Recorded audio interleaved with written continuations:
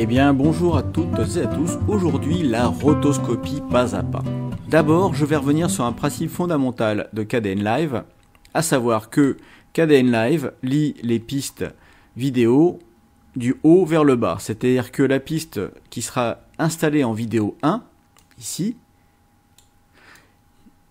eh bien sera la première piste qui va être vue par Kdenlive.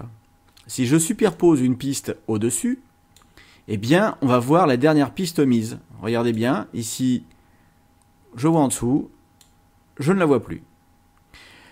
Kdenlive, donc, permet d'insérer une piste sur la piste 2 sans altérer ce qu'il y a en dessous. Pour ce qui est du son, eh bien, on peut intercaler une piste son entre deux pistes vidéo, ça ne changera rien, ils seront tous audibles de la même façon. C'est juste une propriété pour l'image. On peut ajouter donc sur ces pistes de la vidéo. Alors, je vais remettre sur vidéo 1 et vidéo 2. On peut mettre de la vidéo, on peut mettre différentes choses. Qu'est-ce qu'on peut mettre dessus? On peut aller dans configuration, dans configurer Kdenlive. Si on va dans environnement, vous avez les types MIME. Et dans les types MIME, vous voyez que vous avez différents types de formats qui sont acceptés. Notamment le format texte. Le .txt, ce qui vous permet d'insérer du texte. Mais c'est pas l'objet du jour. On va donc utiliser Kdenlive pour faire une rotoscopie. Alors la rotoscopie, le principe est simple. J'ai une vidéo sur la piste 2 et je veux voir la vidéo de la piste 3.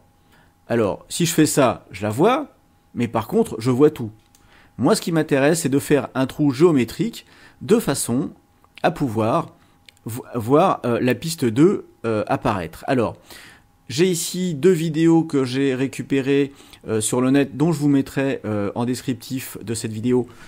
Décidément, je dis beaucoup vidéo. Hein. Le lien pour pouvoir la télécharger gratuitement sur Pixabay. Et n'oubliez pas de remettre un petit pouce et de remercier son auteur, parce que finalement, voilà, c'est du travail qu'il met. Donc, vous voyez, ici, je vais repérer sur ma piste 1, cette part d'océan que je vais découvrir, et en découvrant cette partie-là, on va voir la vidéo du dessous. Donc j'attends que l'eau recouvre complètement, voilà, je suis dessus, et je vais ici, au niveau des chiffres là, je vais faire un clic droit, ajouter un guide, et je vais l'appeler début. Donc je double-clique dessus, et je l'appelle début. On peut l'appeler début, laissez juste l'information qu'il vous donne pour récupérer cette vidéo. Et je vais coller donc sur début la deuxième vidéo.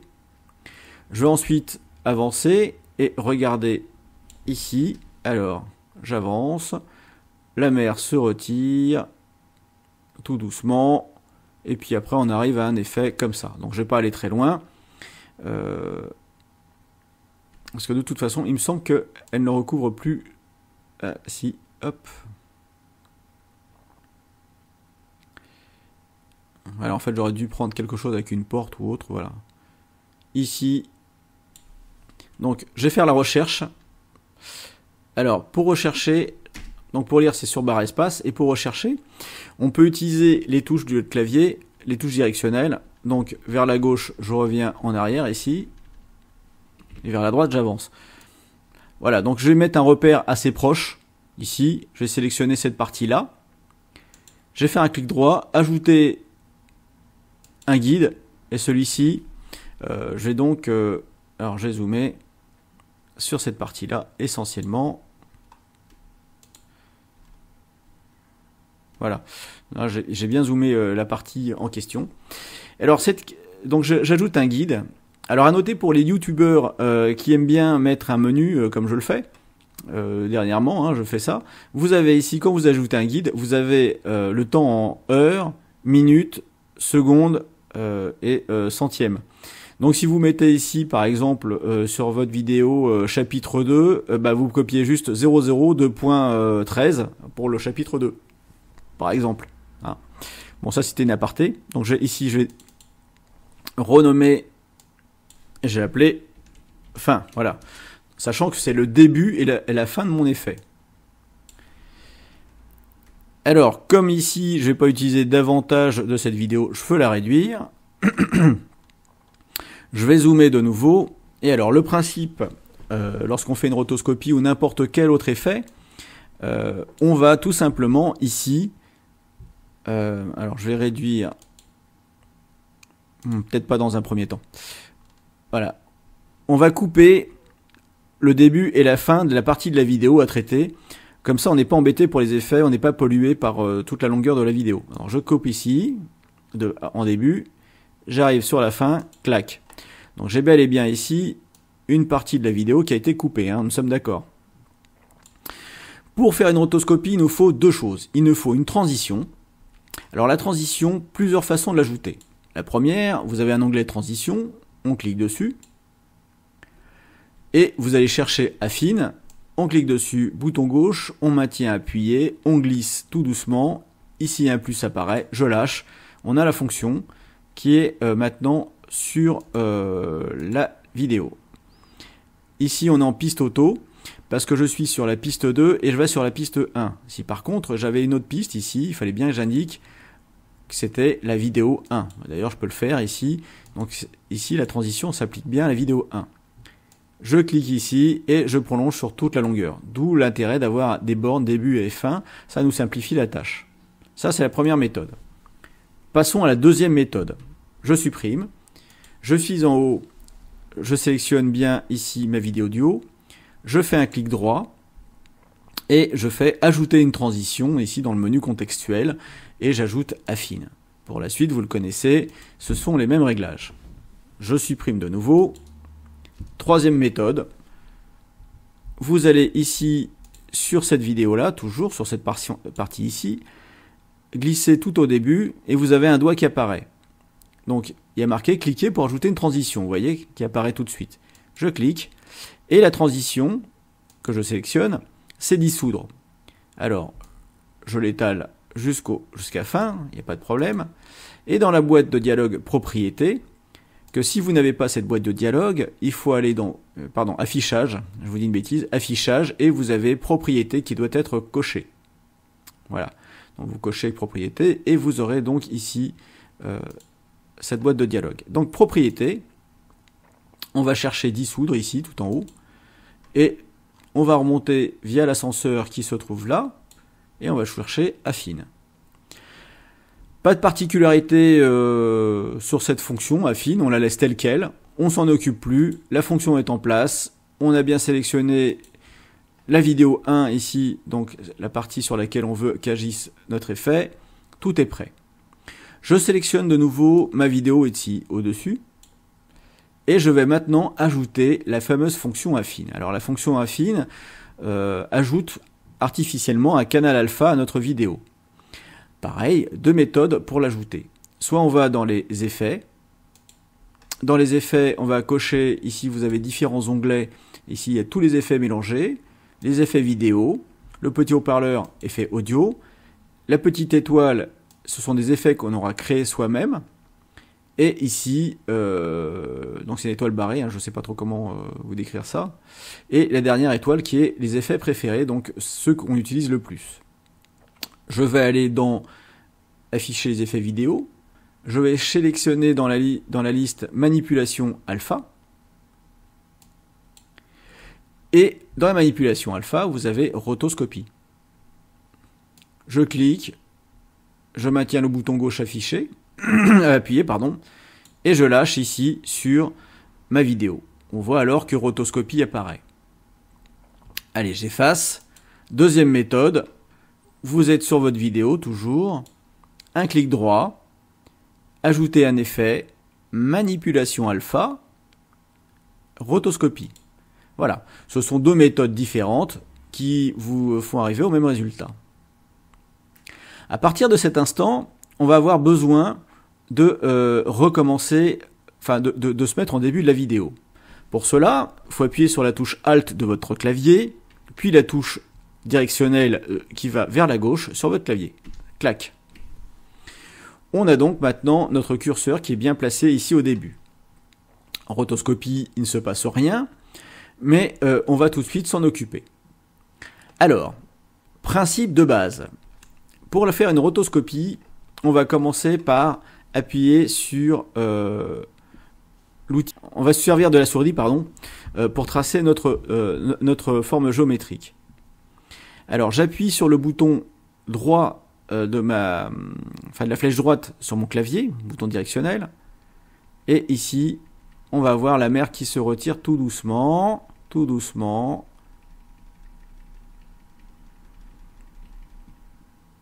et qui finalement revient et repart. D'accord? Donc, je reviens en arrière, donc je fais Alt, Shift droit, et je vais ajouter des points. Alors, comment je dessine ces points? Je vais dessiner les points en cliquant avec la souris, bouton de gauche. Je clique. Donc, je vais faire ici une série de points. Toc. Et quand j'ai fini ma série de points, je fais un clic droit pour dire que j'ai fini ma courbe. Donc la courbe, on la trace qu'une fois, après on la déplace. Donc on n'hésite pas à rajouter plus de points s'il le faut. Allez, je fais un clic droit. Voilà. Donc ici, on voit que tout est visible, la vidéo du dessous est visible, mais plus celle du dessus. Alors je fais inverser, et c'est l'inverse qui va apparaître ici. Donc maintenant, j'avance sur ma timeline. Et tout simplement, je vais commencer à suivre les mouvements de la mer, un peu comme ça.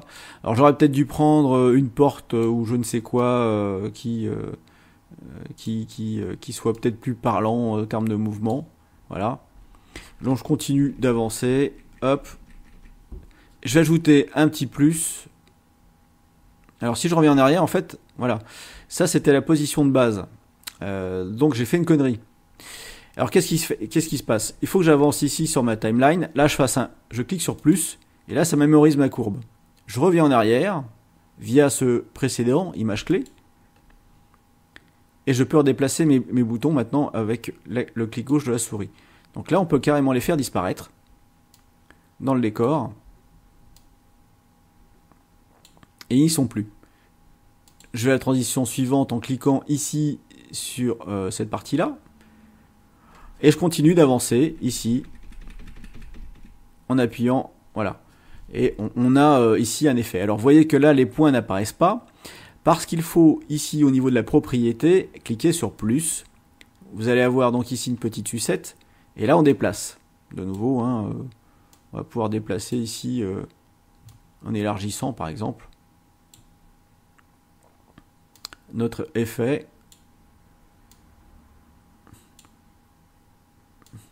Voilà.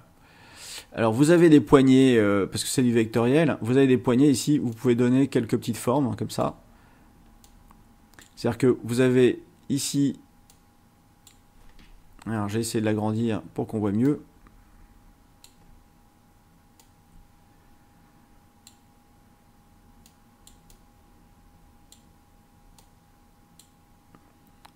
Vous avez donc des poignées qui se déploient. Alors j'avance de nouveau. Alors vous voyez, dès qu'on n'est plus sur la petite sucette ici, hein, tout de suite on perd les points. Donc une fois qu'on est dessus, on clique, paf.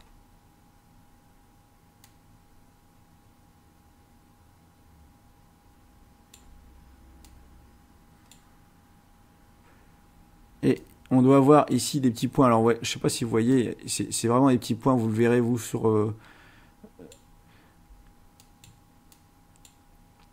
celui-là je ne vois plus du tout. Je ne sais pas où est-ce qu'il est passé. Voilà.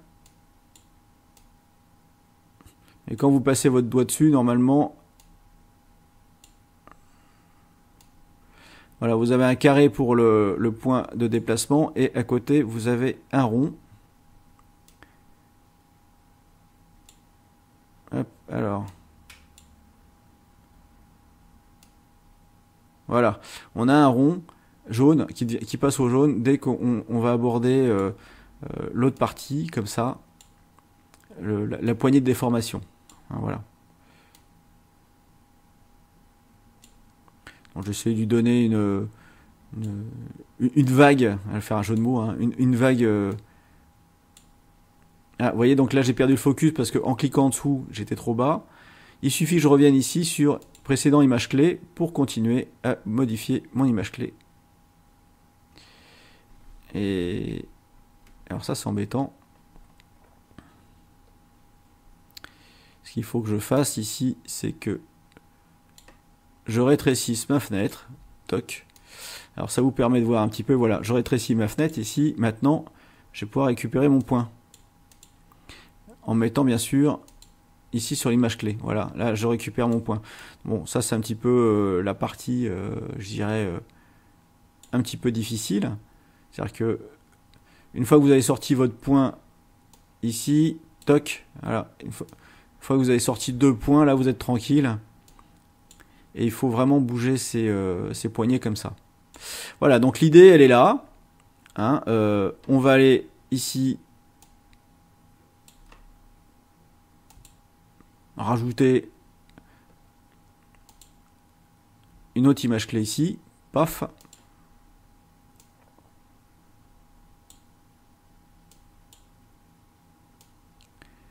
Alors si vous voulez voir vraiment ce qui se passe en dessous, ce que vous pouvez faire, c'est tout simplement de temps en temps à cliquer ici sur inverser.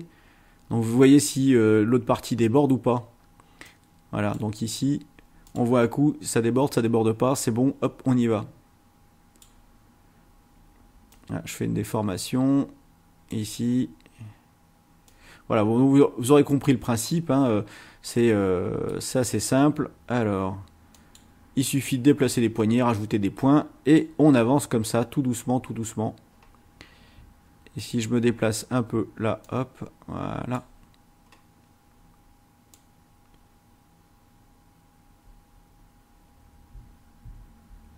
Voilà, donc ici, cette poignée-là, et je la sors du décor, et celle-ci, hop, ici.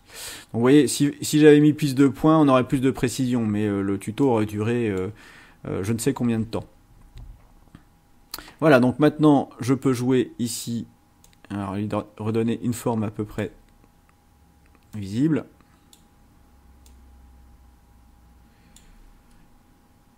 Donc si on joue l'animation,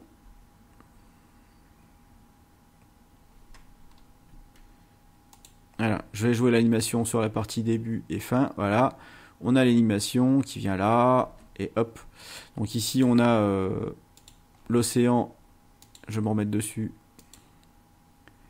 donc là ici je vois visiblement qu'il manque une vague, au retour, hop, voilà, tout simplement, hein, on déplace les points grossièrement. Alors vous voyez ici, il y a quelque chose qui est pas très beau, c'est qu'on a une cassure nette. Alors pour ça, on a largeur de plume. Largeur de plume, si j'augmente, vous voyez un flou. Donc par exemple ici, vu la taille de l'image, je vais la flouter à voilà à 30 ou 34. Voilà, j'inverse. Et là, on a déjà quelque chose qui est un peu plus fondu. Donc on va avoir une image qui se fond l'une dans l'autre. Voilà, donc là il manque des points. Je vais rajouter ces points et puis on va regarder l'animation finale ensemble. Voilà, donc là je suis en train de finaliser la vidéo. Ici, donc j'ai rajouté une image clé en toute fin. Et tout simplement, là je me mets à la dernière image clé. Ici. Alors il faut bien être sur l'image clé, hein, sinon ça ne fonctionne pas. Et je prends les différents points que je glisse. Alors, dans un premier temps, tout au-dessus, je réduis ici, hop. De façon à récupérer le point, mais là je ne vais pas l'avoir. C'est-à-dire que là, il faut que je ramasse ce point-ci, voilà, je le mets par là. Après, je trouve que par rapport à ça, c'est un petit peu mal fait, ou alors il faudrait que je change ici au niveau de l'interface. Qui serait dans allez, au guide, même pas en fait, hein. Il faudrait que je mette le zoom ici, mais je sais pas si ça changerait grand chose. Non, même pas. Donc en fait on est obligé de jouer ici sur la géométrie de la fenêtre pour ça. Est-ce que messieurs les développeurs, ça serait possible d'avoir un cadre gris tout autour sans qu'il y ait vraiment une fenêtre, parce que pour ce type de manipulation c'est vraiment galère. Donc un avis aux développeurs. de Kdenlive, une petite amélioration à faire dans ce sujet. C'est déjà un très beau logiciel, mais il reste toujours des choses à faire, et il n'y a qu'en pratiquant qu'on voit les difficultés. Donc ce genre de manipulation est un peu fastidieuse. Voilà, donc on arrive ici à la fin de cette manipulation. On aura fait ensemble quelque chose d'assez complexe. Voilà. Donc ici on a ça. Maintenant, eh bien, si on lance l'animation, il n'y a plus qu'à laisser la vidéo prendre le pas, et hop, ici la mer se retire, elle revient avec l'animation, et puis on voit ici que ça se retire tout doucement. Bon, l'idéal c'est d'avoir une vague qui arrive et qui repart, et qui soit avec une coupure franche ici, qu'on n'ait pas cet effet un petit peu dégueu où j'ai pas suivi la vague, mais sinon il fallait que j'attende que la vague revienne. Je crois que c'est à peu près toutes les 7 vagues dans l'océan, que ça revienne vraiment complètement dans le coin, où je coupe ici la vidéo. C'était pour le principe, elle n'est pas parfaite. Alors, vous pouvez faire cette animation avec une porte aussi, en suivant, parce que ça je l'ai vu sur le web, ou d'autres choses. L'idée c'est de pouvoir suivre une forme géométrique, pas à pas, et dans l'évolution de la timeline, pour pouvoir faire apparaître ce qu'il y a en dessous. Voilà, chers amis, je vous souhaite à toutes et à tous une bonne continuation, en expliquant que la rotoscopie ne soit plus un mystère pour vous. Si vous avez des questions, n'hésitez pas à me les laisser en commentaire. Autre chose aussi, j'avais vu